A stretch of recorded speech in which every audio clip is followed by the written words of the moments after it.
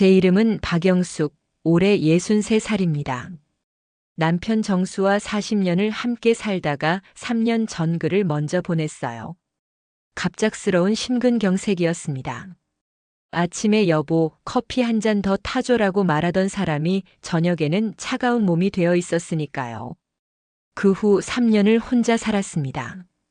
아들 준호는 결혼해서 서울 반대편에, 딸 서연이는 간호사로 바쁘게 일하며 각자 제 삶을 살고 있었어요.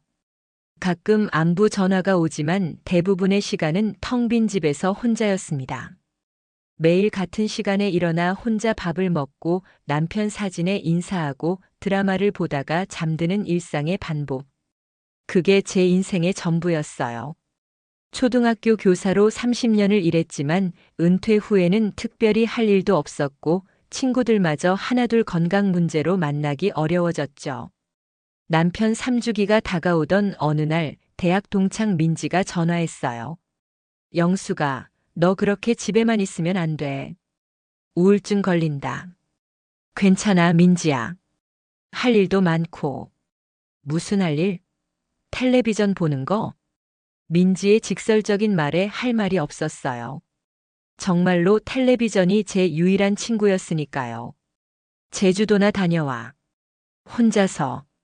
나도 작년에 혼자 갔다 왔는데 정말 좋더라. 혼자? 내가? 결혼 후 40년 동안 혼자 여행은커녕 혼자 영화관에 간 적도 없었어요. 항상 남편과 함께, 아이들과 함께였죠. 그래, 너. 이제 내 인생 좀 살아야지. 정수가 하늘에서 보면 답답해 죽겠다. 민지의 말이 마음에 와닿았어요. 정말로 남편이 살아있다면 뭐라고 했을까요? 아마 여보, 답답하게 집에만 있지 말고 나가서 바람이나 쐬고 와라고 했을 거예요. 그렇게 생전 처음으로 혼자 여행을 결심했습니다. 인터넷을 뒤져가며 펜션을 찾았어요. 호텔은 너무 크고 부담스러워서 작고 아늑한 곳을 원했거든요. 그렇게 발견한 곳이 서귀포에 있는 바다향기 펜션이었습니다. 사진으로 본 펜션은 정말 아름다웠어요. 바다가 바로 앞에 보이고 작은 정원에는 제주도 특유의 돌담이 있었죠. 예약 전화를 걸었을 때 받은 남자 목소리는 낮고 차분했습니다. 안녕하세요, 바다향기 펜션입니다. 저, 혹시 빈방 있나요? 3박 4일 정도로요. 언제쯤 오실 예정이세요? 다음 주 화요일부터요. 혼자 갑니다. 잠시 침묵이 흘렀어요. 아마 60대 여성이 혼자 온다는 게 특이했나 봅니다. 네, 괜찮습니다. 바다 뷰 방으로 준비해 드릴게요. 공항까지 마중 나갈까요? 그 따뜻한 배려에 마음이 놓였어요. 비행기를 타는 것도 남편 없이는 처음이었습니다. 김포공항에서 제주공항까지 짧은 비행이었지만 가슴이 두근거렸어요. 새로운 곳으로 가는 설렘보다는 혼자라는 사실이 주는 불안감이 더 컸죠. 제주공항에 내려 버스를 타고 서귀포로 향했습니다. 창밖으로 보이는 제주도의 풍경은 정말 아름다웠어요. 유채꽃이 노랗게 핀 들판, 멀리 보이는 한라산, 그리고 끝없이 펼쳐진 바다까지. 하지만 버스에서 내린 순간 문제가 생겼어요. 펜션 위치를 제대로 파악하지 못한 거예요. 스마트폰을 보며 이리저리 헤매고 있는데 누군가가 뒤에서 말을 걸었습니다. 혹시 길 찾고 계세요? 돌아보니 60대 중반으로 보이는 남자가 서 있었어요. 키가 크고 어깨가 넓었지만 인상은 부드러웠죠. 회색 머리를 단정하게 빗어 넘겼고 낡았지만 깔끔한 셔츠를 입고 있었어요. 저, 바다향기 펜션을 찾고 있는데요. 아, 거기시군요. 제가 그 펜션 운영하는 김태준입니다. 순간 얼굴이 화끈거렸어요. 전화로만 들었던 그 차분한 목소리의 주인이었거든요. 아, 죄송해요. 제가 박영숙입니다. 예약했던. 네, 알고 있어요. 차가 저기 있으니까 타세요. 짐 제가 들게요. 그의 친절한 모습에 긴장이 조금 풀렸어요. 차 안에서는 제주도 이야기를 들려주었어요. 어디가 맛집인지, 어디가 구경할 만한지 자세히 설명해 주더군요. 처음 혼자 여행이세요? 네. 남편이 돌아가신 후 처음이에요. 그 말에 태준 씨는 더 이상 묻지 않았어요. 대신 창밖 풍경을 가리키며 이런저런 이야기를 해주었죠. 펜션에 도착했을 때 입이 떡 벌어졌어요. 사진보다 훨씬 아름다웠거든요. 2층짜리 작은 건물이었지만 하나하나 손이 많이 간 게 느껴졌어요.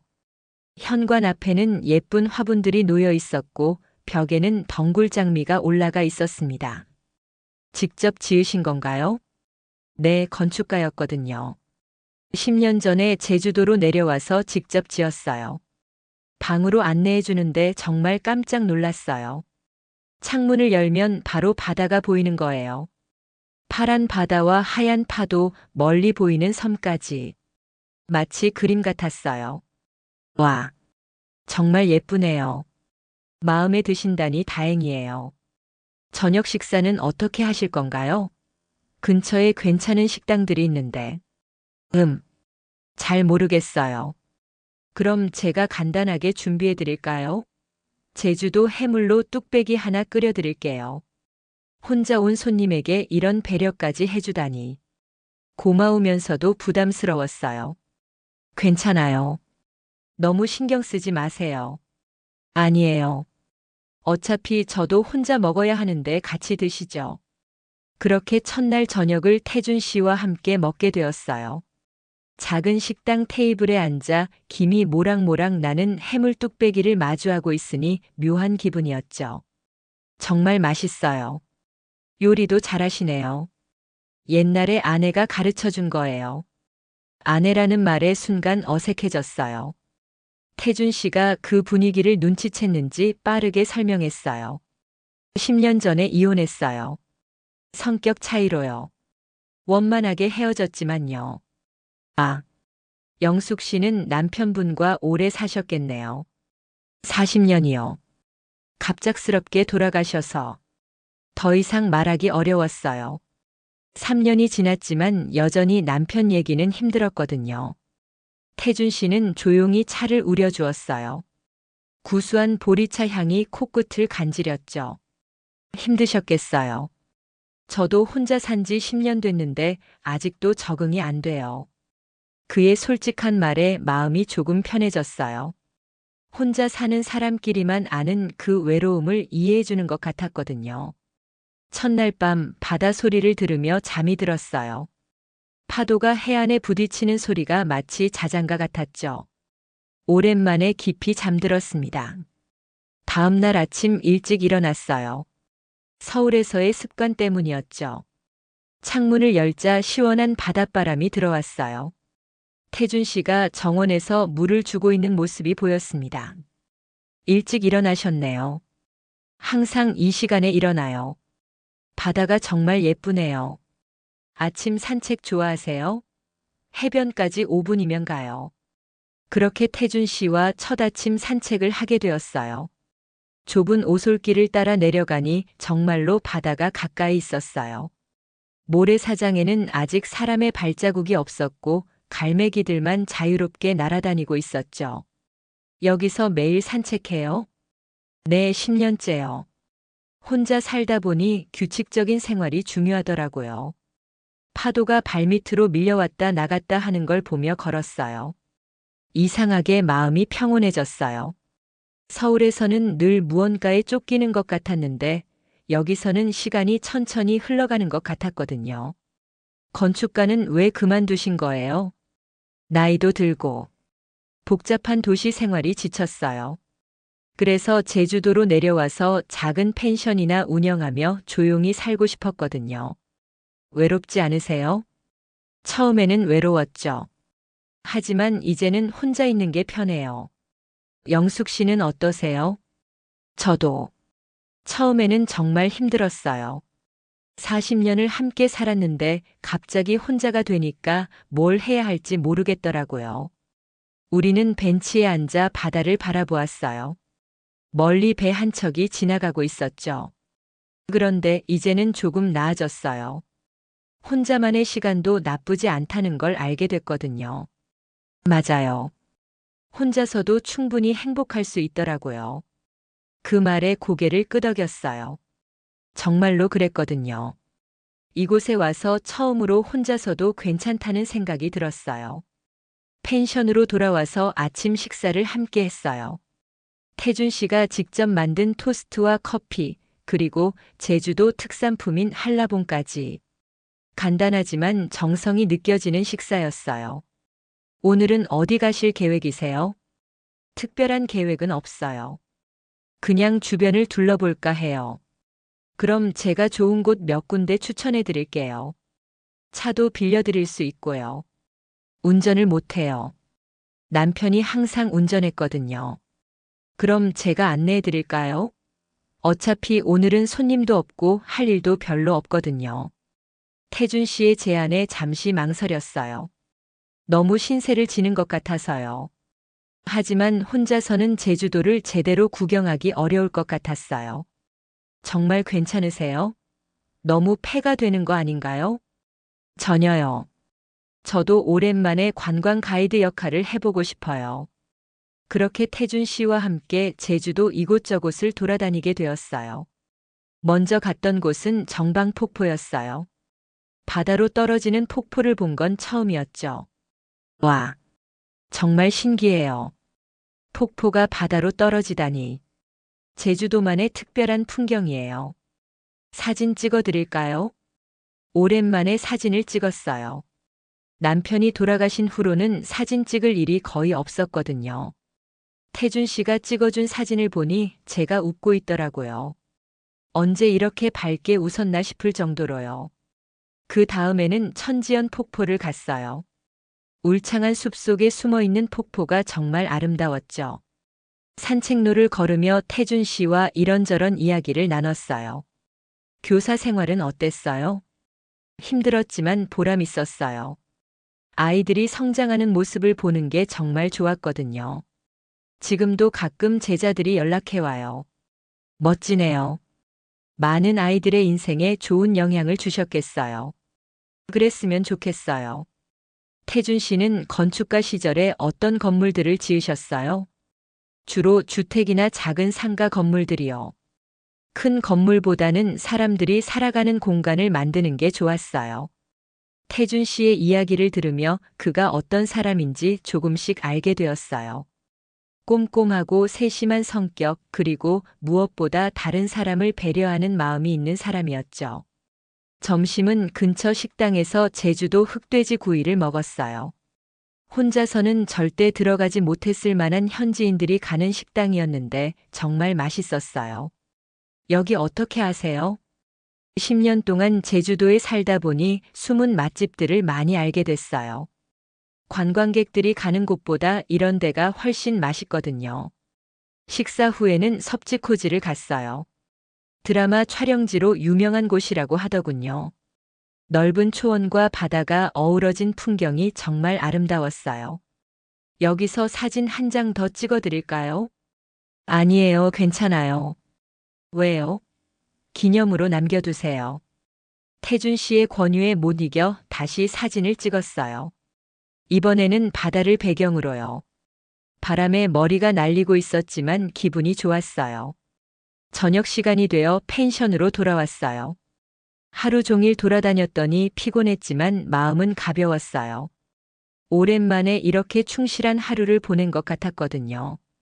오늘 정말 고마웠어요. 혼자서는 절대 이렇게 많은 곳을 못 갔을 거예요. 저도 즐거웠어요. 오랜만에 누군가와 함께 제주도를 구경했네요. 그날 저녁도 함께 식사를 했어요. 태준 씨가 해물파전을 부쳐주었는데 정말 맛있었어요. 제주도 막걸리 한 잔과 함께 먹으니 더욱 좋았죠. 내일은 뭐 하실 거예요? 아직 정하지 못했어요. 하루 더 있고 모레 서울로 돌아가야 해요. 벌써요? 시간이 빠르네요. 태준 씨의 말에 저도 아쉬운 마음이 들었어요. 겨우 이틀인데 벌써 이곳이 편해진 거예요. 내일은 한라산 1100고지나 갈까요? 너무 높지 않아서 부담스럽지 않을 거예요. 좋아요. 한라산에 가보고 싶었거든요. 그날 밤 침대에 누워 하루를 되돌아봤어요. 태준 씨와 함께한 시간이 너무 즐거웠어요. 오랜만에 누군가와 자연스럽게 대화하고 웃을 수 있었거든요. 혹시 이런 감정이 뭔지 스스로에게 물어봤어요. 하지만 곧 고개를 저었죠. 남편을 잃은 지 겨우 3년인데 다른 사람에게 마음을 두다니. 그건 남편에게 미안한 일이라고 생각했어요. 셋째 날 태준 씨와 함께 한라산 1100고지에 갔어요. 차를 타고 산 중턱까지 올라간 다음 짧은 트레킹을 했죠. 울창한 숲과 맑은 공기가 정말 좋았어요. 공기가 완전히 다르네요. 서울 공기와는 비교가 안 되죠. 저도 처음에 제주도 와서 가장 놀란 게 공기였어요. 산책로를 걸으며 태준 씨가 나무와 꽃들에 대해 설명해 주었어요. 제주도에만 자라는 특별한 식물들이 많다고 하더군요. 이 나무는 구실잡밥 나무예요. 제주도 대표 나무 중 하나죠. 박학다식하시네요. 여기 살다 보니 자연스럽게 알게 됐어요. 처음에는 저도 몰랐거든요. 중간에 벤치에 앉아 쉬면서 도시락을 먹었어요. 태준 씨가 아침 일찍 준비해온 김밥이었는데 정말 맛있었어요. 이것도 직접 만드신 거예요? 네, 새벽에 일어나서 만들었어요. 정말 손재주가 좋으시네요. 요리도 잘하시고. 혼자 살다 보니 웬만한 건 다 해야 해요. 점심 후에는 근처에 있는 작은 사찰에 들렀어요. 관음사라는 곳이었는데 조용하고 평화로운 분위기였어요. 가끔 여기 와서 마음을 비우곤 해요. 종교가 있으세요? 특별한 종교는 없어요. 그냥 조용한 곳에서 생각 정리하는 걸 좋아해요. 저도 법당에 들어가 잠시 앉아 있었어요. 촛불이 흔들리는 것을 보며 남편 생각이 났어요. 여보, 나 지금 제주도에 와 있어. 정말 아름다운 곳이야. 당신도 좋아했을 텐데. 마음속으로 남편에게 이야기했어요. 그러니까 이상하게 마음이 편해지더라고요. 남편이 좋은 곳이구나, 여보. 잘 다녀와라고 대답해 주는 것 같았어요. 펜션으로 돌아오는 길에 태준 씨가 물었어요. 내일 아침 비행기세요? 네, 11시 비행기예요. 그럼 공항까지 태워드릴게요. 너무 신경 써주시는 거 아닌가요? 아니에요. 이틀 동안 즐거웠어요. 오랜만에 누군가와 함께 시간을 보냈네요. 그날 저녁은 특별했어요. 태준 씨가 해산물을 사와서 직접 해물찜을 만들어 주었거든요. 싱싱한 전복과 새우, 게까지 들어간 푸짐한 해물찜이었어요. 이렇게 신경 써주시면 정말 죄송해요. 마지막 날인데 맛있는 걸 드셔야죠. 식사를 하며 이런저런 이야기를 나눴어요. 서울 생활, 자녀들 이야기, 그리고 앞으로의 계획까지. 자주 제주도에 오세요? 처음이에요. 남편하고 신혼여행으로 한 번 왔었는데 그게 전부예요. 그럼 이번이 두 번째네요. 어떠세요? 제주도가? 정말 좋아요. 특히 이티군요. 마음이 편해져요. 그럼 또 오셔야죠. 계절마다 다른 매력이 있거든요. 또 온다는 생각을 해본 적이 없었는데 태준 씨 말을 들으니 정말 그러고 싶었어요. 식사 후에는 바다가 보이는 테라스에 앉았어요. 밤바다는 낮과는 또 다른 매력이 있었어요. 달빛이 물결에 반짝이고 있었죠. 별이 정말 많네요. 서울에서는 이렇게 못 보시죠? 전혀요. 여기는 진짜 다른 세상 같아요. 저도 처음에는 그랬어요. 도시에서만 살다가 이런 곳에 오니까 마치 외국에 온 것 같더라고요. 바람이 살짝 차가워졌어요. 태준 씨가 담요를 가져다 주었어요. 감기 걸리시면 안 되죠. 그 작은 배려에 가슴이 따뜻해졌어요. 언제 이런 관심을 받아봤나 싶었거든요. 태준 씨, 정말 고마워요. 이틀 동안 너무 잘해주셔서. 저야말로 고마워요. 오랜만에 즐거운 시간을 보냈어요. 우리는 한참 동안 말없이 바다를 바라보았어요. 파도 소리만 들리는 고요한 시간이었죠. 그런데 이상하게 어색하지 않았어요. 오히려 편안했어요. 영숙 씨, 혹시 제가 너무 나서는 건 아닌가요? 태준 씨가 조심스럽게 물었어요. 무슨 말씀이세요? 이틀 동안 계속 따라다니면서 혹시 부담스러우셨을까 봐요. 전혀요. 오히려 너무 고마웠어요. 혼자서는 이렇게 많은 걸 보지 못했을 거예요. 그럼 다행이에요. 저도 오랜만에 즐거웠거든요. 태준 씨의 표정이 조금 아쉬워 보였어요. 저도 마찬가지였죠. 내일이면 서울로 돌아가야 한다는 생각에 마음이 무거웠어요. 제주도 오시면 연락 주세요. 또 안내해 드릴게요. 정말요? 네, 언제든지요. 그날 밤 짐을 정리하면서 많은 생각이 들었어요. 겨우 3일이었는데 이렇게 아쉬울 줄 몰랐거든요. 태준 씨와 함께한 시간이 너무 소중했어요. 마지막 아침 일찍 일어나서 해변을 혼자 걸었어요. 새벽 바다는 또 다른 아름다움이 있었죠. 파도가 모래사장에 밀려왔다 나가기를 반복하며 작은 음악을 만들고 있었어요. 이곳을 다시 올 수 있을까? 문득 그런 생각이 들었어요. 서울로 돌아가면 다시 예전의 일상이 기다리고 있겠죠. 텅 빈 집, 혼자 먹는 식사, 드라마와 함께하는 저녁. 펜션으로 돌아오니 태준 씨가 아침 식사를 준비하고 있었어요. 일찍 일어나셨네요. 바다를 마지막으로 보고 싶어서요. 어떠셨어요? 정말 아름다워요. 사진으로는 담을 수 없는 아름다움이에요. 아침 식사는 간단했지만 정성스러웠어요. 제주도 특산품인 오메기떡과 따뜻한 차 한 잔. 이 떡도 직접 만드신 거예요? 아니에요. 마을 할머니가 만드신 거예요. 정말 맛있거든요. 정말 맛있었어요. 쫄깃하면서도 달콤한 맛이 입안에 퍼졌어요. 나중에 서울에서도 살 수 있을까요? 어려울 거예요. 여기서만 만들거든요. 그럼 다시 와야겠네요. 네, 꼭 다시 오세요. 공항으로 가는 차 안에서는 별로 말이 없었어요. 둘 다 아쉬운 마음 때문이었겠죠. 영숙 씨, 서울 가시면 연락 주세요. 안전하게 도착했는지 궁금할 거예요. 네, 연락드릴게요. 공항 앞에서 짐을 내리며 태준 씨가 작은 봉지를 건네주었어요. 뭐예요? 한라봉이에요. 비행기에서 드세요. 정말 고마워요. 잠시 망설이다가 악수를 청했어요. 태준 씨의 손은 따뜻하고 든든했어요. 정말 고마웠어요, 태준 씨. 저야말로요. 즐거운 시간이었어요.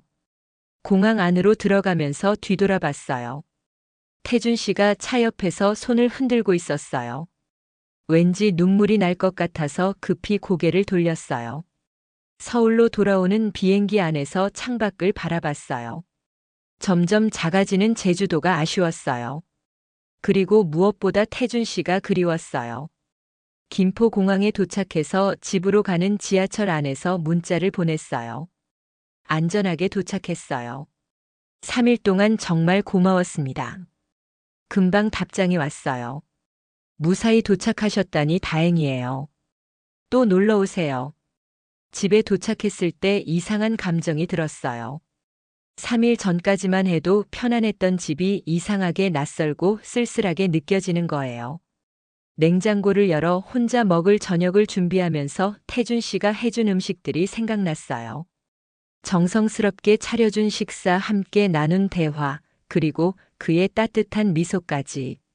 그날 밤 제주도에서 찍은 사진들을 정리하면서 태준 씨가 찍어준 제 모습을 봤어요. 정말 오랜만에 밝게 웃는 제 모습이었어요. 언제부터 이렇게 웃지 못했나 싶을 정도로요. 일주일이 지났어요. 일상은 예전과 같았지만 마음은 달랐어요. 자꾸 제주도 생각이 났거든요. 특히 태준 씨가 그리웠어요. 이런 감정이 뭐지? 스스로에게 물어봤지만 답을 내리기가 어려웠어요. 60대가 넘어서 이런 감정을 느낀다는 게 어색하기도 했고 남편에게 미안한 마음도 들었거든요. 그러던 중 태준 씨에게서 문자가 왔어요. 제주도에 유채꽃이 만개했어요. 정말 예쁩니다. 그와 함께 사진이 첨부되어 있었어요. 노란 유채꽃이 바다를 배경으로 펼쳐진 아름다운 풍경이었죠. 와, 정말 예쁘네요. 직접 보고 싶어요. 그럼 오세요. 지금이 가장 예쁠 때예요. 그 말에 정말 가고 싶었어요. 하지만 한 달도 안 되어서 다시 간다는 게 쉽지 않았죠. 경제적인 부담도 있었고 무엇보다 자꾸 태준 씨를 만나려고 하는 제 마음이 부담스러웠어요. 일주일 더 지나자 태준 씨에게서 또 연락이 왔어요. 안녕하세요. 잘 지내시죠? 서울은 날씨가 어때요? 안녕하세요. 잘 지내고 있어요. 서울은 아직 쌀쌀해요. 제주도는 이제 완전히 봄이에요. 벚꽃도 피고 있고요. 문자를 주고받으며 조금씩 가까워지는 느낌이었어요. 태준 씨는 제주도의 일상을 들려주었고 저는 서울의 소식을 전했어요. 어느 날 용기를 내어 전화를 걸어봤어요. 안녕하세요, 태준 씨. 영숙 씨? 웬 전화예요? 그냥 목소리가 듣고 싶어서요. 잠시 침묵이 흘렀어요. 제가 너무 대담한 말을 한 것 같아서 후회했어요. 저도 영숙 씨 목소리 듣고 싶었어요. 그 말에 가슴이 뛰었어요. 60대가 넘어서 이런 설렘을 느끼다니. 요즘 어떻게 지내세요? 비슷해요. 펜션 관리하고 바다 보며 산책하고. 영숙 씨는? 저도 비슷해요. 집에서 책 보고 가끔 친구들 만나고. 외롭지 않으세요? 가끔요. 태준 씨는? 저도 가끔. 아니, 요즘엔 자주요. 그 솔직한 대답에 뭔가 뭉클했어요. 영숙 씨 실례가 안 된다면 다시 제주도에 오실 생각 없으세요? 가고 싶어요. 정말로요. 그럼 언제든 오세요. 제가 공항까지 마중 나갈게요. 그날 밤 침대에 누워 많은 생각을 했어요. 태준 씨에 대한 제 감정이 뭔지 이제 어느 정도 알 것 같았어요. 하지만 인정하기가 어려웠죠. 60대에 새로운 사람을 좋아한다는 게 말이 되나? 남편에게 죄송하지 않나? 자식들이 알면 뭐라고 할까? 온갖 걱정이 머리를 스쳤지만 한 가지는 분명했어요. 태준 씨와 함께 있을 때가 가장 행복했다는 것. 드디어 결심했어요. 한 달 후 다시 제주도에 가기로요. 태준 씨에게 전화했어요. 태준 씨, 다음 달에 또 갈 수 있을까요? 정말요? 언제쯤이요? 5월 첫째 주는 어때요? 좋아요. 그때까지 더 예쁜 곳들 알아둘게요. 전화를 끊고 나니 기분이 이상했어요. 설렘과 걱정이 함께 몰려왔거든요. 그런데 그때까지는 몰랐어요. 곧 제 인생에 큰 시련이 찾아올 거라는 것을. 5월이 되어 제주도에 다시 갔어요. 이번에도 태준 씨가 공항까지 마중 나와 주었어요. 한 달 만에 보는 그의 모습이 반가웠어요. 한 달 사이에 더 젊어지신 것 같은데요. 그런가요? 태준 씨도 더 건강해 보이세요. 정말로 그랬어요. 태준 씨는 처음 봤을 때보다 표정이 밝아져 있었어요. 이번 여행은 지난번과 달랐어요. 서로 어색하지 않았고 더 자연스럽게 대화할 수 있었거든요. 이번에는 어디로 갈까요? 영숙 씨가 원하는 곳으로요. 조용하고 평화로운 곳이 좋겠어요. 그렇게 태준 씨와 함께 제주도의 숨은 명소들을 돌아다녔어요. 관광객이 별로 없는 작은 해변, 울창한 숲길, 그리고 예쁜 카페들까지. 둘째 날 저녁 펜션 정원에서 태준 씨가 직접 기른 채소로 저녁을 준비해 주었어요.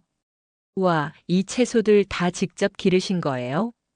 네, 취미로 작은 텃밭을 가꾸고 있어요. 대단하세요. 저도 배우고 싶어요. 그럼 가르쳐 드릴게요. 어렵지 않아요. 그렇게 태준 씨에게 간단한 원예를 배우기 시작했어요. 흙을 만지고 씨앗을 심는 일이 이렇게 재미있을 줄 몰랐어요. 영숙 씨 손재주가 좋으시네요. 정말요? 처음 해보는 건데. 타고나신 것 같아요. 태준 씨와 함께 있으면 모든 일이 즐거웠어요. 단순한 일상도 특별하게 느껴졌죠. 셋째 날 아침 일찍 일어나서 함께 바다에 갔어요. 일출을 보기 위해서였죠. 와, 정말 아름다워요. 수평선 위로 떠오르는 해를 보며 감탄했어요. 태준 씨와 나란히 서서 보는 일출은 더욱 특별했어요. 영숙 씨, 네, 혹시 실례가 안 된다면. 태준 씨가 말을 머뭇거렸어요. 무슨 말을 하려는지 알 것 같았어요. 제가 영숙 씨를 좋아하게 된 것 같아요. 가슴이 쿵 하고 떨어지는 느낌이었어요. 제가 느끼고 있던 감정을 태준 씨도 똑같이 느끼고 있었던 거예요. 저도 그래요. 작은 목소리로 대답했어요. 60대에 이런 고백을 하게 될 줄 몰랐어요. 정말요? 네. 태준 씨와 함께 있으면 정말 행복해요. 우리는 손을 잡았어요. 주름진 손이었지만 따뜻했어요. 그런데 바로 그때였어요. 태준 씨가 갑자기 가슴을 움켜쥐며 괴로워하기 시작한 거예요. 태준 씨, 어떻게 하신 거예요? 가슴이 너무 아파요. 태준 씨가 그 자리에 주저앉았어요. 얼굴이 창백해지고 식은땀이 흘렀어요. 119에 신고해야 해요. 급히 전화를 걸어 응급차를 불렀어요. 태준 씨는 의식을 잃고 쓰러졌어요.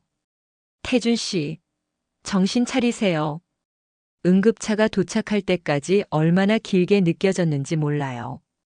제 손을 꼭 잡고 있던 태준 씨의 손이 점점 차가워지는 게 느껴졌어요. 병원에 도착해서 응급실로 들어가는 태준 씨를 바라보며 눈물이 나왔어요. 겨우 마음을 고백했는데 이런 일이 생기다니. 몇 시간 후 의사가 나왔어요. 환자분과 무슨 관계세요? 저, 친구예요. 급성 심근경색입니다. 관상동맥이 막혀서 수술이 필요해요. 수술이요? 네, 빨리 해야 해요. 보호자 연락처를 알고 계세요? 그제야 깨달았어요. 태준 씨에게는 가족이 없다는 것을. 이혼 후 혼자 살아왔다고 했으니까요. 가족이 없어요. 제가 할게요. 의사는 의아한 표정을 지었지만 응급 상황이라 더 묻지 않았어요. 그렇게 태준 씨의 수술이 시작되었어요. 수술실 앞에서 기다리는 시간이 정말 길었어요. 시계 바늘이 움직이는 것도 보이지 않을 정도로요. 제발, 제발 무사하게 해주세요. 마음속으로 계속 기도했어요. 겨우 찾은 소중한 사람을 이렇게 잃을 수는 없었거든요. 5시간 후 수술이 끝났어요. 수술은 성공했습니다. 하지만 회복하는 데 시간이 걸릴 거예요. 안도의 한숨을 쉬었어요. 태준 씨가 살아있다는 것만으로도 감사했어요. 중환자실에서 나온 태준 씨는 온몸에 줄이 연결되어 있었어요. 의식은 없었지만 숨은 쉬고 있었어요. 태준 씨, 일어나세요. 저 여기 있어요. 손을 잡고 계속 말을 걸었어요. 의식이 없어도 들린다고 하니까요. 그날 밤 병실에서 밤을 새웠어요. 태준 씨의 손을 잡고 앉아 있으면서 많은 생각을 했어요. 내가 정말 이 사람을 사랑하는구나. 위기 상황에서야 제 마음을 확실히 알게 되었어요. 태준 씨 없는 삶은 상상할 수 없었거든요. 다음 날 아침 태준 씨가 눈을 뜨셨어요. 영숙 씨? 네, 태준 씨. 정신 차리셨네요. 여기가 병원인가요? 네, 심장 수술을 받으셨어요. 태준 씨의 눈에 눈물이 고였어요. 죄송해요. 영숙 씨한테 걱정을 끼쳐서. 무슨 말씀이세요? 저는 태준 씨가 무사해서 다행이에요. 그날부터 저는 태준 씨의 간병을 했어요. 간호사들이 말렸지만 제가 고집했어요. 가족도 아닌데 왜 이렇게까지 하세요? 저에게는 가족보다 소중한 사람이에요. 일주일 후 태준 씨가 일반 병실로 옮겨졌어요. 많이 회복된 거예요. 영숙 씨 서울로 돌아가세요. 이제 괜찮아요. 싫어요. 태준 씨가 완전히 회복될 때까지 여기 있을 거예요. 하지만은 없어요. 제가 있고 싶어서 있는 거예요. 그렇게 한 달 가까이 제주도에 머물렀어요. 태준 씨가 퇴원할 때까지 곁에 있어 주었죠. 하지만 문제는 그때부터였어요. 태준 씨의 병원비와 재활치료비가 만만치 않았거든요. 거기에 펜션 운영도 중단된 상황이었어요. 영숙 씨, 펜션을 팔아야 할 것 같아요. 왜요? 병원비도 있고, 이제 건강도 예전 같지 않으니까 펜션 운영이 어려울 것 같아요. 태준 씨의 표정이 어두워졌어요. 10년 동안 정들었던 곳을 떠나야 한다는 생각에 힘들어하는 게 보였어요. 제가 도와드릴게요. 안 돼요. 영숙 씨에게 그런 부담을 줄 수는 없어요. 하지만 저는 이미 마음을 정했어요. 서울의 아파트를 전세로 놓고 그 돈으로 태준 씨를 돕기로요. 그런데 바로 그때 큰 문제가 생겼어요. 아들 준호가 갑자기 제주도로 내려온 거예요. 어머니, 이게 뭐 하시는 거예요? 준호는 화가 나 있었어요. 며느리도 함께 왔는데 둘 다 심각한 표정이었어요. 준호야, 어머니 나이에 무슨 연애예요? 아버지한테 죄송하지도 않으세요? 가슴이 철렁 내려앉았어요. 어떻게 알았을까요? 서연이가 말해줬어요.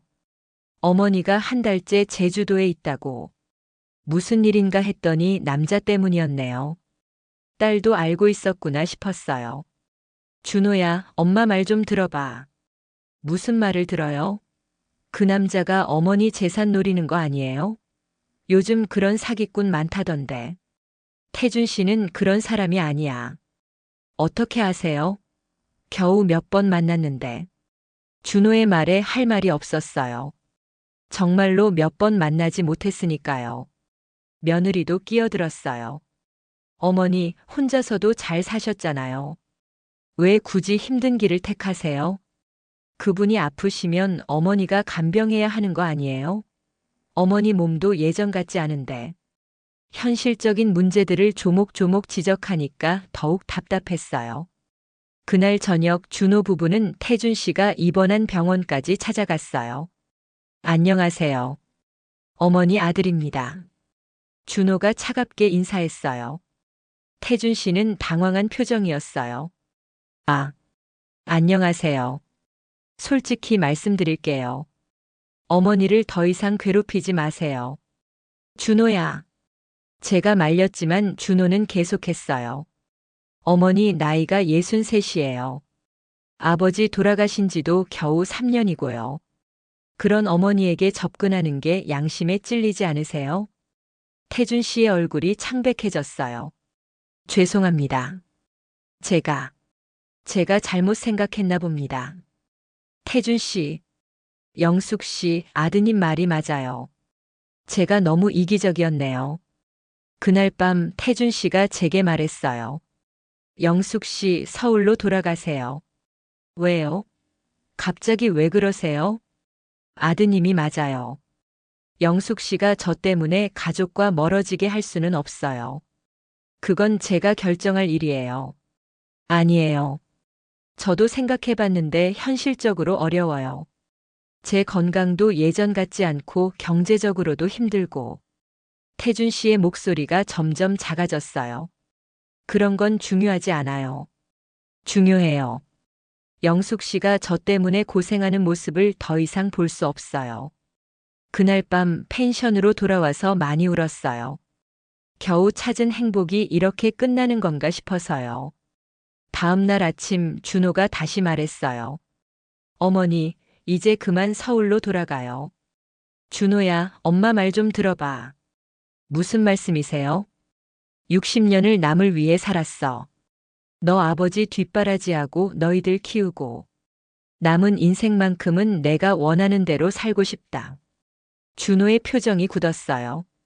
어머니, 태준 씨와 함께 있을 때가 아버지 돌아가신 후 처음으로 웃을 수 있었어. 다시 살아있다는 느낌이 들었고. 하지만 현실적으로. 현실이 뭐가 중요해? 우리 나이에 조건 따지고 계산하고 살 시간이 어디 있어? 준호는 아무 말도 하지 못했어요. 너희들이 반대해도 내 선택이야. 하지만 언젠가는 이해해 주길 바란다. 그날 오후 병원에 가서 태준 씨에게 말했어요. 태준 씨, 포기하지 마세요. 영숙 씨, 저도 당신을 간병할 각오가 되어 있어요. 함께 이겨내요. 태준 씨의 눈에 눈물이 고였어요. 정말 괜찮을까요? 괜찮아요. 우리 함께 하면 뭐든 할 수 있어요. 그렇게 우리는 다시 용기를 냈어요. 현실적인 문제들이 있었지만 사랑으로 이겨낼 수 있을 거라고 믿었어요. 며칠 후 뜻밖의 도움이 왔어요.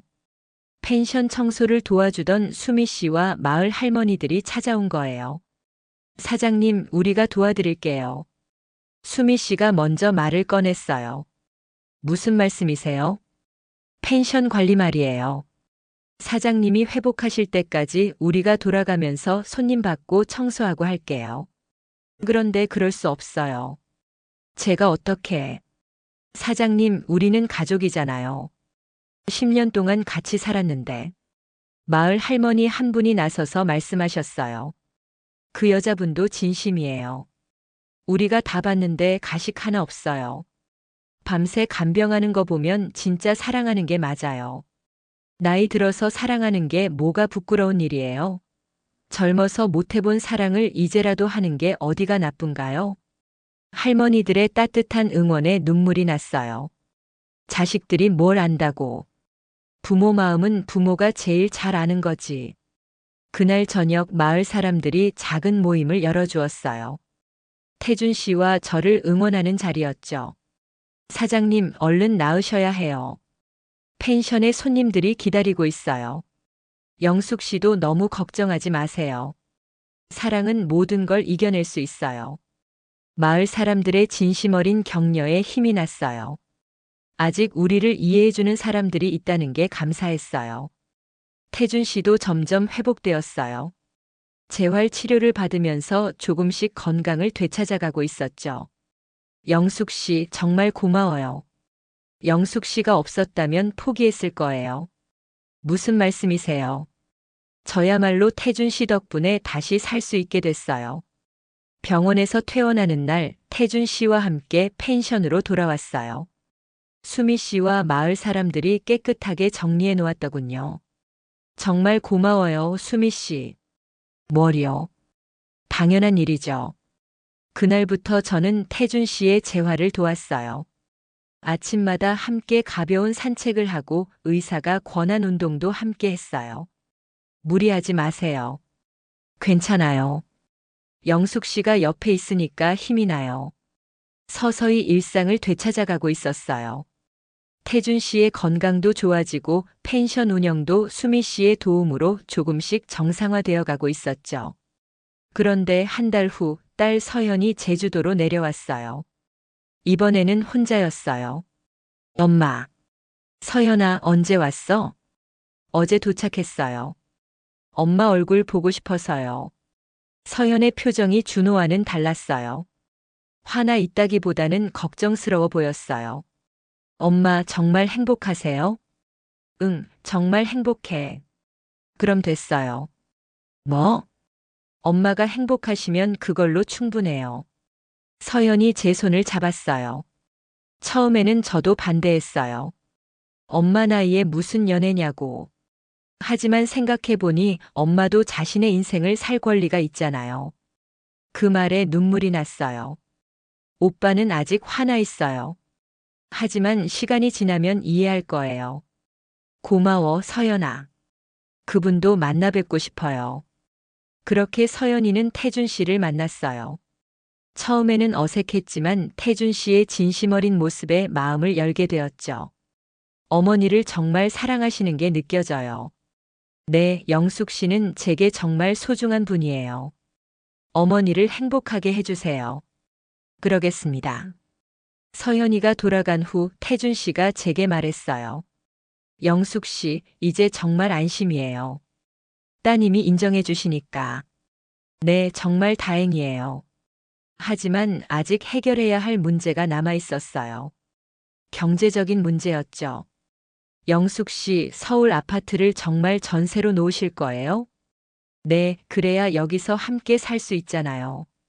하지만 그럼 영숙 씨가 돌아갈 곳이 없어지는데. 상관없어요. 이제 제 집은 여기예요. 태준 씨의 눈에 눈물이 고였어요. 정말, 저 같은 사람 때문에 그렇게까지 하시는 거예요? 태준 씨 같은 사람이어서 그러는 거예요. 서울 아파트를 전세로 내놓고 제주도로 완전히 이주했어요. 60대 중반의 새로운 곳에서 새로운 삶을 시작하는 거였죠. 처음에는 적응이 쉽지 않았어요. 서울과는 모든 게 달랐거든요. 하지만 태준 씨가 옆에 있어서 금방 적응할 수 있었어요. 영숙 씨, 제주도 생활은 어때요? 정말 좋아요. 특히 태준 씨와 함께 있어서 더 좋고요. 그렇게 함께 생활하기 시작했어요. 아침에는 함께 바다를 보며 산책하고, 낮에는 펜션 일을 도우며, 저녁에는 함께 요리하고 차를 마시며 하루를 마무리했어요. 영숙 씨가 와주셔서 펜션이 더 따뜻해진 것 같아요. 정말요? 네, 손님들도 영숙 씨를 좋아해요. 어머니 같다고 하더라고요. 정말로 손님들이 저를 좋아해 주었어요. 특히 나이 드신 분들은 제 이야기를 듣고 부러워하기도 했어요. 할머니, 부럽네요. 그 나이에 새로운 사랑을 찾으시다니. 나이는 숫자에 불과해요. 중요한 건 마음이죠. 그런 대화를 나누며 저도 자신감을 얻었어요. 제가 한 선택이 틀리지 않았다는 확신이 들었거든요. 6개월 후 태준 씨가 특별한 제안을 했어요. 영숙 씨, 우리 결혼해요. 결혼이요? 네, 법적으로는 아니더라도 마음으로는 부부가 되어요. 어떠세요? 가슴이 두근거렸어요. 60대에 다시 결혼을 하게 될 줄이야. 좋아요. 그렇게 우리는 결혼을 결심했어요. 화려한 결혼식 대신 마을 사람들과 함께하는 소박한 잔치를 열기로 했어요. 서연이도 결혼식에 참석해 주었어요. 준호는 여전히 반대했지만 서연이가 설득해서 마지못해 왔어요. 엄마, 정말 행복해 보여요. 응, 정말 행복해. 그럼 됐어요. 오빠도 언젠가는 이해할 거예요. 결혼식 당일 펜션 정원에서 작은 결혼식을 올렸어요. 바다가 보이는 아름다운 풍경 속에서 마을 사람들과 가족들이 축복해 주었어요. 박영숙 씨, 김태준 씨를 평생 사랑하고 아끼겠습니까? 네, 그렇게 하겠습니다. 김태준 씨, 박영숙 씨를 평생 사랑하고 아끼겠습니까? 네, 그렇게 하겠습니다. 간단한 서약식이었지만 진심이 담겨 있었어요. 결혼식 후 태준 씨와 함께 바다를 바라보며 앉아 있었어요.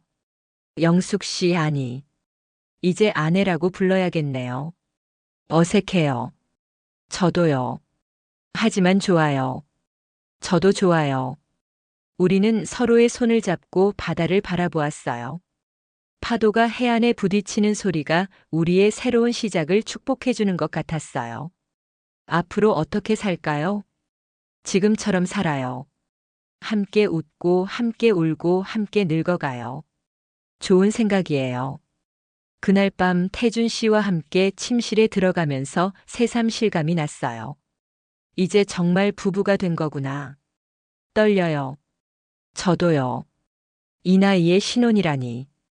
우리는 웃었어요.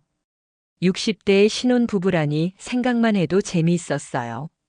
그렇게 새로운 생활이 시작되었어요. 부부가 된 후의 생활은 연인일 때와는 또 달랐어요. 더 안정적이고 편안했어요. 아침에 일어나면 태준 씨가 차를 끓여주고 저는 간단한 아침을 준비했어요. 함께 바다를 보며 산책하고 펜션 일을 도우며 하루를 보냈어요. 손님들도 우리를 보며 부러워했어요. 할아버지, 할머니 정말 다정하시네요. 신혼이거든요. 신혼이요? 하하, 재미있으시네요. 그런 대화가 있을 때마다 우리는 웃었어요. 정말로 신혼이었거든요. 1년이 지났어요. 태준 씨의 건강도 많이 좋아졌고 우리의 생활도 안정되었어요. 펜션도 입소문을 타서 손님들이 많이 찾아왔어요. 어느 날 준호가 가족과 함께 제주도에 왔어요. 1년 만이었어요. 어머니, 준호야 잘 왔다. 준호의 표정이 예전과 달랐어요. 화가 덜 나 있는 것 같았어요. 어머니 정말 행복해 보이세요. 그래? 네, 예전보다 훨씬 밝아지셨어요. 태준 씨와도 어색하게나마 대화를 나눴어요. 태준 씨, 어머니 잘 부탁드려요. 네, 잘 모시겠습니다. 그날 저녁 가족들과 함께 식사를 하면서 준호가 말했어요. 어머니 죄송해요. 처음에 너무 반대해서. 괜찮아, 준호야. 내 입장에서는 당연한 반응이었어. 하지만 어머니가 행복하시는 걸 보니까 제가 틀렸네요. 고마워, 준호야. 그날 밤 태준 씨와 함께 테라스에 앉아 있었어요. 이제 정말 안심이에요. 아드님도 인정해 주시니까. 네, 정말 다행이에요. 영숙 씨, 저와 결혼해서 후회하지 않으세요? 전혀요. 오히려 더 일찍 만났으면 좋았을 텐데 하는 생각이 들어요. 저도요. 우리는 별이 쏟아지는 하늘을 바라보며 앉아 있었어요. 60대에 찾아온 늦은 사랑이었지만 그 어떤 사랑보다 깊고 진실했어요. 2년이 더 지났어요. 이제 저는 65세, 태준 씨는 67세가 되었어요. 나이는 더 들었지만 마음은 더 젊어진 것 같았어요.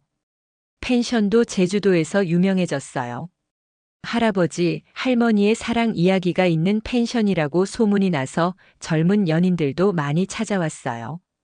할머니, 할아버지는 언제 만나셨어요? 4년 전에 만났어요. 와, 그럼 정말 늦은 나이에 만나신 거네요. 나이는 중요하지 않아요. 사랑에는 때가 없어요. 그런 대화를 나누며 젊은 연인들에게 용기를 주는 것도 좋았어요. 어느 날 태준 씨가 작은 반지를 건네주었어요. 이게 뭐예요? 영숙 씨를 위한 선물이에요. 반지요? 네, 늦었지만 결혼 반지예요. 작지만 예쁜 반지였어요. 태준 씨가 직접 고른 거라고 했어요. 고마워요, 태준 씨. 앞으로도 평생 함께 해요. 네, 평생요. 그렇게 우리는 손을 잡고 바다를 바라보았어요. 4년 전 처음 만났던 그 바다였어요. 모든 것이 시작된 곳이었죠. 영숙 씨, 제주도에 와서 가장 좋은 일이 뭔지 아세요? 뭐요? 영숙 씨를 만난 거예요. 저도요. 제주도에 온 가장 큰 이유가 태준 씨를 만나기 위해서였나 봐요. 우리는 웃었어요. 운명이라는 말이 정말 있는 것 같았어요. 지금도 우리는 제주도에서 행복하게 살고 있어요. 아침에는 함께 바다를 보며 산책하고, 낮에는 펜션 일을 하며, 저녁에는 함께 차를 마시며 하루를 마무리해요. 가끔 서울에서 옛 친구들이 놀러 와요. 모두들 부러워해요. 영수가, 너 정말 잘했다. 그 나이에 그런 용기를 내다니. 처음에는 많이 망설였어요. 하지만 지금은 잘한 것 같아요. 우리도 용기를 내볼까? 해보세요. 나이는 정말 숫자에 불과해요. 그런 대화를 나누며 친구들에게도 용기를 주고 있어요. 태준 씨와 저의 사랑 이야기는 아직도 계속되고 있어요. 60대에 시작된 늦은 사랑이지만 매일매일이 새롭고 행복해요. 가끔 남편 정수 생각도 나요. 하지만 이제는 미안한 마음보다는 감사한 마음이 더 커요. 정수가 하늘에서 저를 지켜보며 응원해주고 있을 것 같거든요. 여러분도 나이 때문에 포기하지 마세요. 진정한 사랑은 언제든 다시 시작될 수 있어요. 그리고 그 사랑이 진실하다면 모든 어려움을 이겨낼 수 있어요. 60대에 저도 새로운 사랑을 찾았는데 여러분이라고 못할 게 없잖아요. 오늘 이야기가 마음에 드셨다면 좋아요와 구독 부탁드려요. 여러분의 작은 관심이 저에게는 큰 힘이 됩니다. 그리고 혹시 비슷한 고민을 하고 계신 분들이 있다면 용기를 내세요. 인생은 끝날 때까지 끝난 게 아니니까요. 태준 씨와 저는 오늘도 제주도 바다를 보며 행복한 하루를 보내고 있어요. 여러분도 행복하세요. 감사합니다. 그로부터 3년이 더 지났습니다. 영숙 씨와 태준 씨는 여전히 제주도에서 행복하게 살고 있어요. 이제 영숙 씨는 68세, 태준 씨는 70세가 되었지만 둘의 사랑은 더욱 깊어졌습니다. 펜션 바다향기는 이제 제주도의 명소가 되었어요. 많은 커플들이 그들의 사랑 이야기를 듣기 위해 찾아옵니다. 그리고 영숙 씨와 태준 씨는 그들에게 나이는 숫자에 불과하다는 메시지를 전해주고 있어요. 준호도 이제는 완전히 마음을 열었습니다. 가족 모임 때마다 어머니가 정말 잘 선택하셨다고 말할 정도예요. 서연이는 여전히 든든한 지지자고요. 영숙 씨와 태준 씨의 이야기는 많은 중년, 시니어 분들에게 용기를 주고 있습니다. 사랑에는 정말 나이가 없다는 것을, 그리고 새로운 시작은 언제든 가능하다는 것을 보여주고 있거든요. 오늘도 제주도 바다에서는 두 사람이 손을 잡고 석양을 바라보고 있을 것입니다. 주름진 손이지만 그 안에는 따뜻한 사랑이 가득해요. 진정한 사랑 앞에서 나이는 정말 숫자에 불과합니다.